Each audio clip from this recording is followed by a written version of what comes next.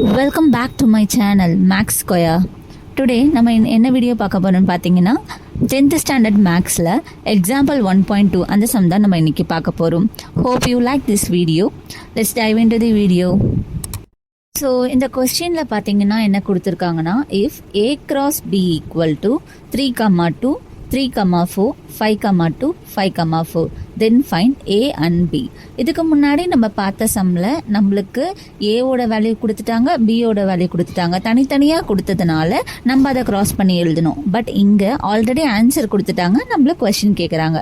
So first நம்ம question எடுத்து எழுதிக்கலாம். A cross B equal to 3, 2, 3, 4, 5, 2, 5, 4. So இதை எழுதிட்டோமா?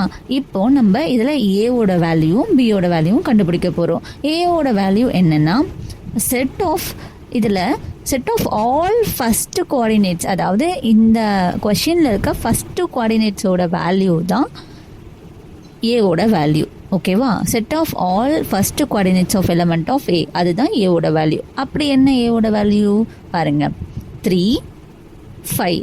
ஸோ 3ம் 5ம் தான் ஏவோட வேல்யூ. A equal to 3, 5. இப்போ நெக்ஸ்ட் நம்ம என்ன கண்டுபிடிக்கணும்? பி கண்டுபிடிக்கணும். Same set of all second coordinates of element of A cross B தான் பியோட வேல்யூ. ஓகேவா? அப்போ பியோட வேல்யூ என்ன சொல்லுங்கள்? செகண்ட் கோஆர்டினேட்ஸ்னால் செகண்டாக எது வருதோ அதுதான் செகண்ட் கோஆர்டினேட். அந்த எலமெண்ட்டில் செகண்டாக வர கோஆர்டினேட் தான் பியோட value. So B equal to என்னது? 2 and 4. ஸோ இதுதான் வந்து பியோட வேல்யூ. So that's it. ஏவோட வேல்யூ கண்டுபிடிச்சாச்சு, பியோட வேல்யூ கண்டுபிடிச்சாச்சு.